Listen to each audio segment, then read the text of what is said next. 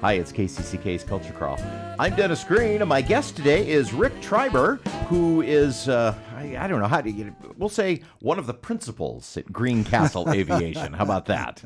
One of the founders out there. I'm actually one of the original club members when the club was formed. Okay.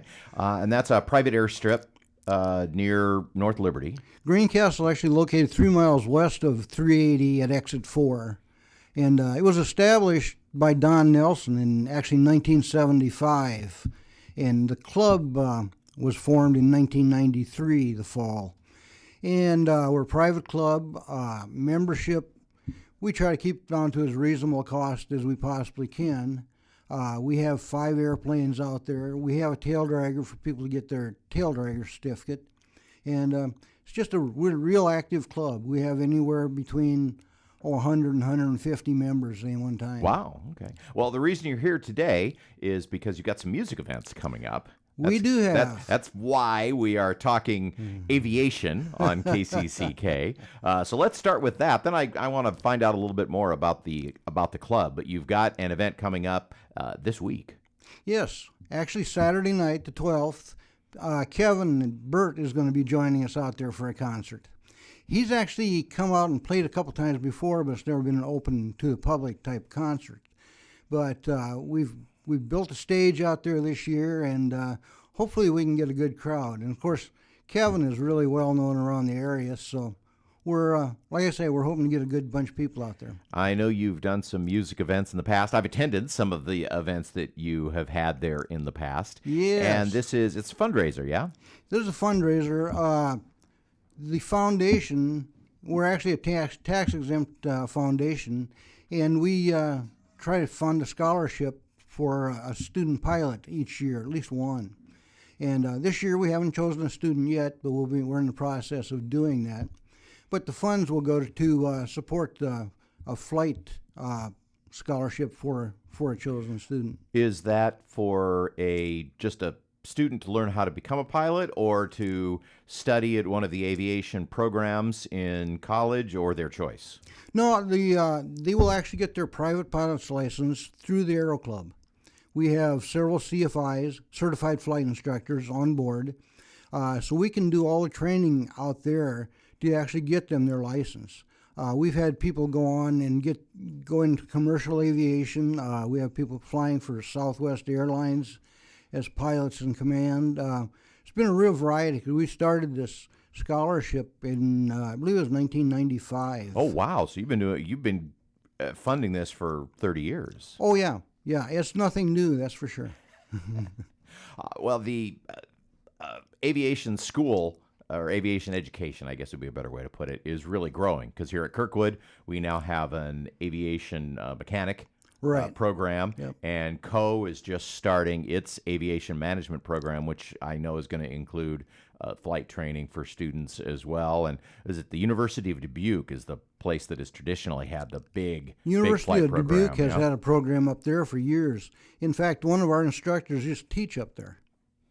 So, the one thing about our instructors, at most schools, the instructors are trying to build hours to get on with the airlines. We're in just the opposite case. We have airline pilots out there who are retired. They have literally thousands of hours of flying time, and they're the ones giving the instruction. So you're really dealing with a very, very experienced group of instructors at our school.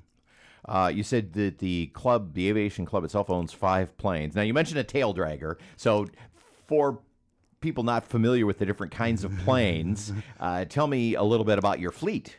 Well, we have 2 172s, and they're the real workhorses. That's what we give the most instruction in. Then we have a air coupe, which isn't flying right now. We have the Chief, that's the tail dragger. Our tail dragger is really a kind of the old-fashioned type of airplane. The tail's on the wheel is on the back end. It's very front. low, yeah. Yep. It's just a good airplane for going up and boring holes in the sky. I assume that we've never talked about this, but you're a pilot yourself. Yes, I am. Yeah. And what do you like about flying a private plane? Oh, gee, how much time do you have? Yeah. No, there's a real camaraderie among pilots. Probably the best feeling in the world is up flying around. There's a real feeling of freedom. I'm also a builder, so I've built 4 different airplanes over the years. And flying low and slow is the way I enjoy going. I've been able to literally fly, 100 yards from a big flock of geese and just kind of keep up with them. I've had bald eagles fly right in front of the airplane within, 50 feet or so. So there's just a real feeling of freedom when you're up there. You're really, especially in a small plane like that, you're really a part of the landscape, and I'll bet that you can, birds and things like that may not be very afraid, and you can see them in their natural habitat. No, unfortunately, birds aren't afraid at all. We've had. Okay, you're right. That would be good and bad, yeah. Yeah, it'd probably be better if they were a little more afraid. We've had a couple of bird strikes out there, and that type of thing happened, but never have caused any accidents or anything like that. So the event is this Saturday with Kevin Burt, and this is the first of 3 events that you're going to have, right? Yes, Kevin's here this month on the 12th, and then Tanya English Band is here the second Saturday in August, and Vandello will be joining us second Saturday in September. Oh, that's a great lineup. Yeah, I think we're pretty pleased with the people we've been able to get out there. And, of course, Kevin is well known around the area for sure.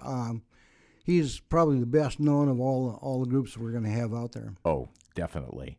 And a good choice to kick off your series this year. How much are tickets?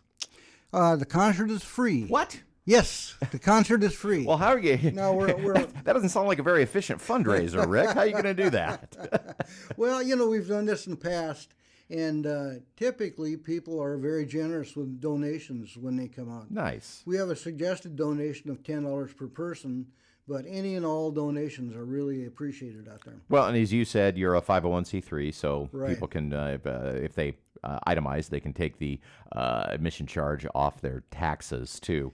What about food, drink? How does that work? Oh, that's even more fun. We do not have any vendors on site. Okay.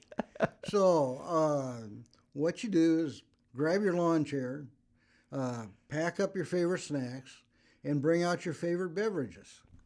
And come out, grab a spot of grass, and sit down and enjoy yourselves for the evening. So you never have to worry about whether you're going to like the food or drink or not. Absolutely not. If you don't like it, it's your own fault. Many times you go to an event like this and they specify you can't bring your own food or drink. We're encouraging people to Nice. To bring their own snacks and drinks and stuff. So obviously this is to raise funds to teach young pilots and help them get their license through the scholarship program. Right. But what if I've always had a hankering to learn more about flying? Is this a great low-pressure way to kind of hang out and find out more about your club and about flying in general? Yeah, low pressure is probably the key word here. We have actually had, the oldest pilot that we've trained out there, I believe, was 78. Really? When he got his license.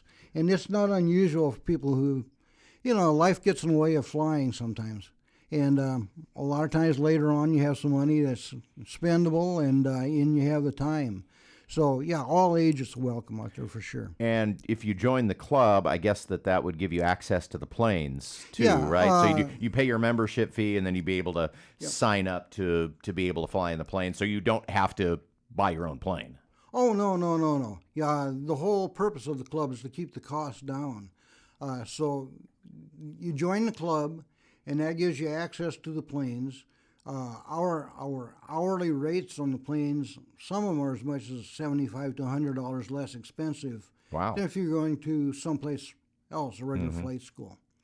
So, but in return for that, we do everything out there on a volunteer basis. We plow the snow, we cut the grass. Right. So you join the club, you're gonna work too. Yeah. That's all right. There's that factor is involved there. But everybody comes out, they kind of do it on their own terms, and we usually have volunteers that come out, and we get the grass mowed a couple times a week, and the snow plowed, and we make do with what we have.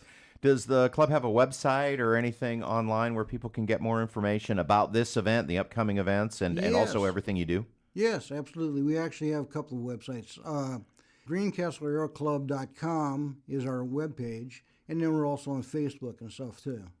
So if you can do a search on Facebook, you'll find us there too. Okay, excellent. Well, it's Kevin Burt in concert at the Green Castle Aero Club Saturday night. What time do things start? Starts 6:30. Now, I also know from being up and down 380 this past weekend at the Iowa City Jazz Festival that I think exit 4 might be closed northbound. It is a mess. At that Yeah, yeah. So, any hints for people if they are trying to get there and the normal way isn't available? If you're coming from Cedar Rapids, you just go down to exit 2, the new one, rather than exit 4. Make a U-turn down there, come back up, and get off at exit 4, and head west 3 miles. Yeah, that makes sense. It's not real difficult. It's a couple miles out of the way is all. Well, excellent. Well, Rick, good luck with this event. And I'd also encourage everybody to mark their calendars for August and September for the Tanya English Band and Vandello coming up too. Yes. Thanks for being here. You bet. Thank you. You can hear the Culture Crawl live on the radio most weekdays at 10:30, on demand at kcck.org/culture, or subscribe using your favorite podcast player. Watch our videos on the KCCK Facebook and YouTube channels. Our producer is Lydia Kilgore. The Culture Crawl theme is composed by Vivian Shanley. I'm Dennis Green, and I'll talk to you later.